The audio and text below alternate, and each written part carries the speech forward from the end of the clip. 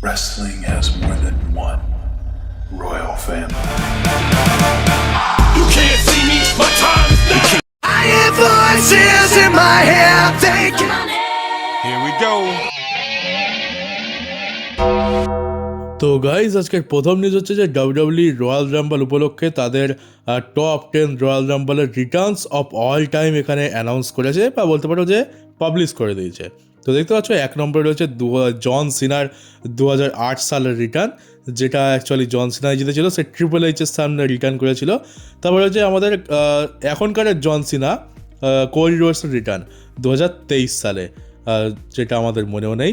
আর তারপরে হচ্ছে এজের রিটার্ন, যেটা 2020 সালে হয়েছিল। আমার মতে এজের রিটার্নটা 2 নম্বরে থাকা ডিজার্ভ করতো। তারপরে রয়েছে অ্যালেক্সা ব্লিসের 2025 সালের রিটার্নটা, এটা কী করে গ্রেট হয়ে গেল জানি না। তারপরে হচ্ছে রাউডি পাইপার 2008 সালের।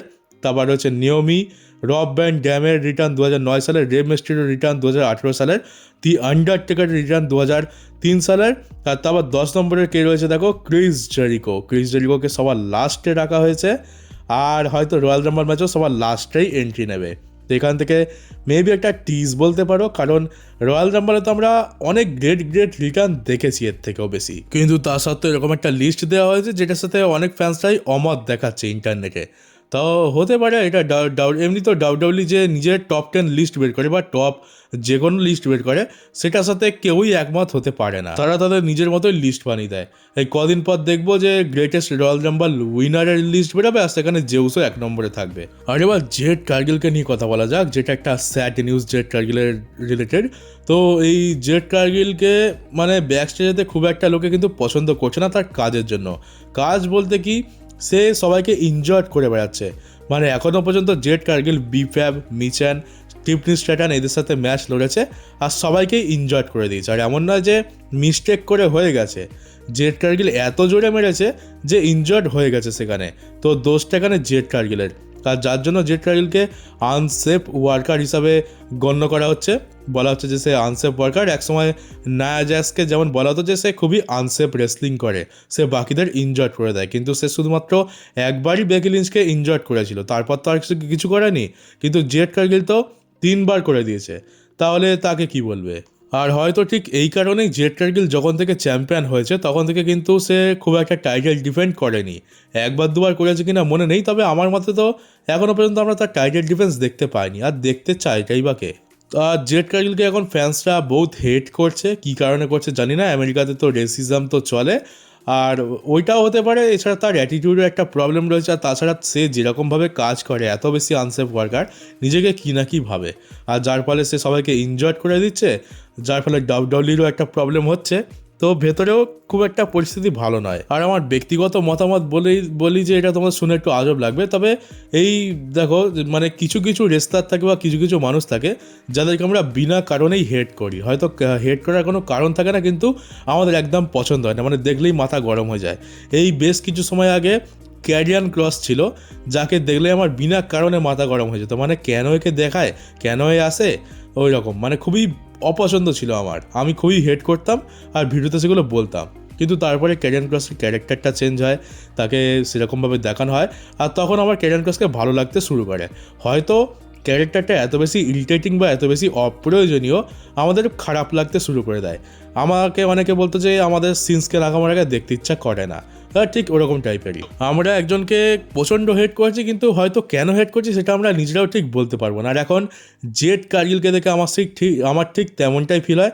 আমার জেড কার্গিলের মুখ পর্যন্ত দেখতে ইচ্ছে করে না, মানে এত বেকার আর এত বাজে লাগে আমার সত্যি। যখন একে আমি স্ক্রিনের ওপর দেখি বা থোবরা দেখি, আমার মাথা পুরো গরম হয়ে যায়। আর শুধু জেড কার্গিল নয়, আরও একজনের আমদানি হয়েছে এনএক্সটি থেকে, যে হচ্ছে এনএক্সটির দিনমজুর ট্রিক উইলিয়ামস। এই দুজনকে আমার সত্যি একদম দেখলেই গা জ্বলে যায়, একদম পছন্দ হয় না আমার।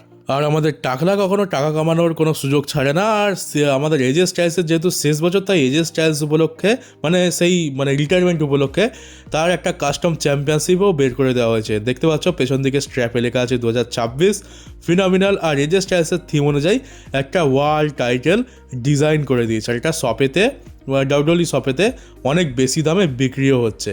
তো যারা এজে স্টাইলসের অনেক বড় ফ্যান, তারা তো টাকা ঢালবেই এর পেছনে। এদিকে দেখতে গেলে এই চ্যাম্পিয়নশিপ তো দূরের কথা, এজে স্টাইলসকে সামান্য ট্যাগ টিম টাইটেলেরও সম্মানটা দেওয়া হয় না। কিন্তু তার জন্য একটা ডেডিকেটেড ওয়ার্ল্ড টাইটেল বানিয়ে দেওয়া হয়েছে। কিন্তু বিগত কিছু বছরে আমরা এজে স্টাইলসকে তার চ্যাম্পিয়নশিপের ধারের কাছেও দেখতে পাইনি। আমাদেরকে সেই ছোটোবেলার কথা মনে করিয়ে দেওয়া হচ্ছে যে দেখো 2016 সালে 2017 সালে এজে স্টাইলস কিছু দিনের জন্য চ্যাম্পিয়ন হয়েছিল, তো সেটাকেই তোমরা মনে করো আর এই চ্যাম্পিয়নশিপটা কিনে একটু আমাদের পকেটটা ভারী করো। আর তোমাদেরকে একটা অনেক বড় ফান ফ্যাক্ট বলবো ভাবছিলাম অনেকদিন ধরে, তো সেটা হচ্ছে যে ব্রন স্ট্রোম্যানের যে সেই গ্রেটেস্ট রয়্যাল রাম্বল একটা সবুজ কালারের ওয়ার্ল্ড টাইটেল জিতেছিল, দেখতে খুবই সুন্দর ছিল চ্যাম্পিয়নশিপটা, তো সেইটা জিতেছিল, সেইটার রেন কিন্তু ব্রুনো স্যামার্টিনোর রেনের থেকে বেশি হয়ে গেছে, 2820 দিন হয়ে গেছে, আর ব্রুনো স্যামার্টিনোর রেন ছিল 2803 দিন। তো এটাও একটা ফ্যাক্ট দেখতে গেলে। ওই চ্যাম্পিয়নশিপটাকে আমরা ওই তখনই প্রথমবার দেখেছিলাম আর শেষবার দেখেছিলাম, আর এখন তো রেসলারটাও ডব্লিউডব্লিউইতে নেই, সে তো রিটায়ারই হয়ে গেছে। কিন্তু টেকনিক্যালি যদি দেখা যায়, তো যদি ওই টাইটেলটাকে ভ্যালু দেওয়া হতো তাহলে কিন্তু আজ সেটা মানে রেকর্ডটা কিন্তু ব্রন স্ট্রোম্যানের কাছেই থাকতো। তবে এটা জাস্ট একটা ফান ফ্যাক্ট, এটা সিরিয়াসভাবে নেওয়ার তো কিছু নেই। আর অ্যাকচুয়ালি ওইটা হওয়ার পর থেকেই আমরা কিন্তু সৌদি আরবের চ্যাম্পিয়নশিপ বা সৌদি আরবের কোনো ট্রফিকে অতটা গুরুত্ব দিই না, কারণ সৌদি আরবে কত কী দেখতে পেয়েছি, গ্রেটেস্ট রয়্যাল রাম্বলের চ্যাম্পিয়নশিপ, তারপরে বেস্ট ইন দ্য ওয়ার্ল্ডের একটা ট্রফি, তারপর আরও কী সব তাইওয়াদ নাকি একটা ট্রফি তো বের করেছিল যেটা আন্ডারটেকার জিতেছিল। তো মোটামুটি চ্যাম্পিয়নশিপ আর ট্রফি মিলে 3-4খানা এরকম জিনিস আমরা দেখতে পেয়েছি যেগুলো সৌদি আরবে ওটাই প্রথম আর ওটাই শেষবার দেখতে পেয়েছি।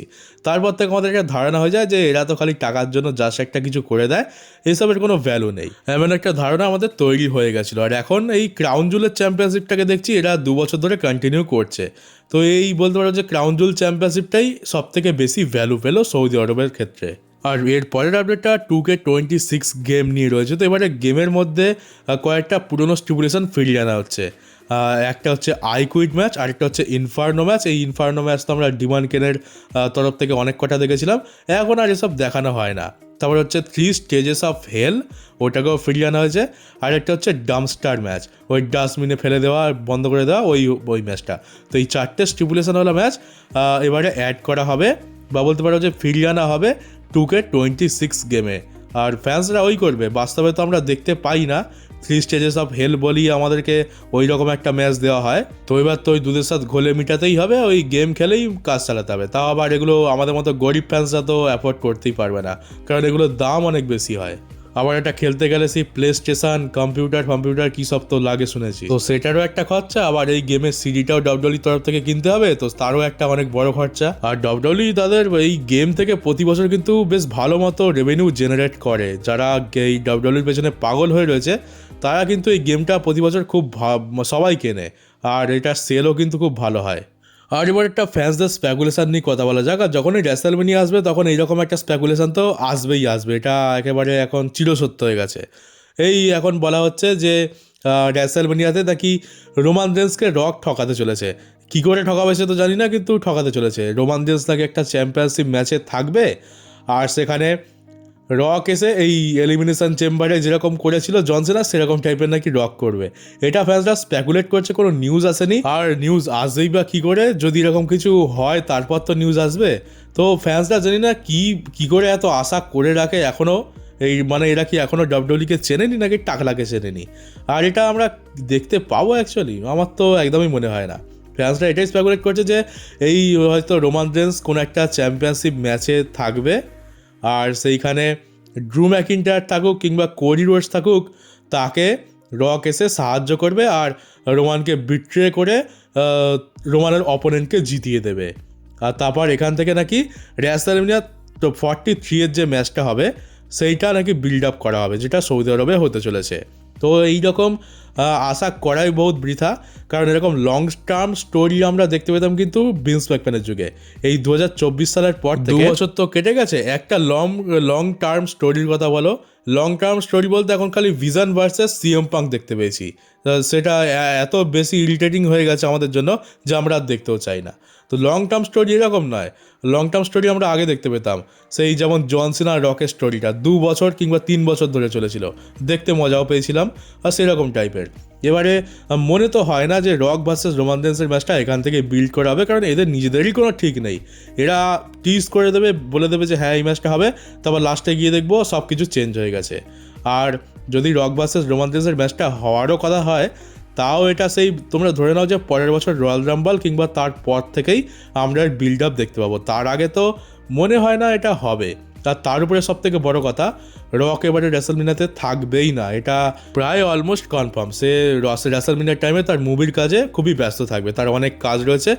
আর সব থেকে বড় কথা যেটা আমি বারবার বলি, আমার পার্সোনালি আর মনে হয় না যে রক টাকলার সাথে খুব একটা সহজে কাজ করতে চাইবে, নাহলে এতদিনে অন্তত একবার কোনো না কোনো ভিডিও প্যাকেজ আমরা দেখতে পেতাম।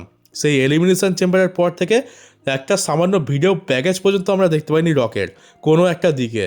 শুধুমাত্র জন সিনাকে ট্রিবিউট দিয়েছে, তাও ডাব্লিউডাব্লিউইর তরফ থেকে নয়, সে একটা বন্ধুর মতো ইনস্টাগ্রামেতে একটা ভিডিও পোস্ট করে যে জন সিনার সাথে আমি কাজ করতাম, আমার অনেক পুরনো বন্ধু, এরকম টাইপের। ডাব্লিউডাব্লিউইর সাথে কোনো রকম লিঙ্কই সে দেখায়নি। আর আমি তখন বলে দিয়েছিলাম যে এবার রক যে ডাব্লিউডাব্লিউইতে সে কাজ করবে কিংবা টাকলার সাথে কোনো প্রোগ্রামে জড়াবে, এটার কথা একদম ছেড়েই দেওয়া উচিত। তো সেই জন্য আমার একদমই মনে হয় না এবারে রেসলমেনিয়াতে এরকম কিছু হতে চলেছে। তো ফ্যান্সরা স্পেকুলেট করছে ঠিকই, তোমরা হয়তো ইন্টারনেটে দেখে অনেক বেশি বার খেয়ে যাবে, কিন্তু দেখো ভাই, এটা আমার একদমই মনে হচ্ছে না যে এরকম কিছু আমরা দেখতে পাবো। আর বিশেষ করে রকের তরফ থেকে তো আমরা দেখতে পাবোই না।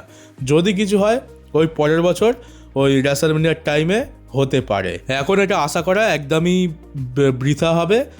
যদি হয়ে যায় তো হ্যাঁ, খুব ভালো কথা, হয়ে গেলে একটা মিরাকেলই বলবো, কারণ হওয়ার চান্স নেই কিন্তু হয়ে গেছে। কিন্তু প্রায় 99% শিওর থাকো এটা হওয়া এখন সম্ভব নয়।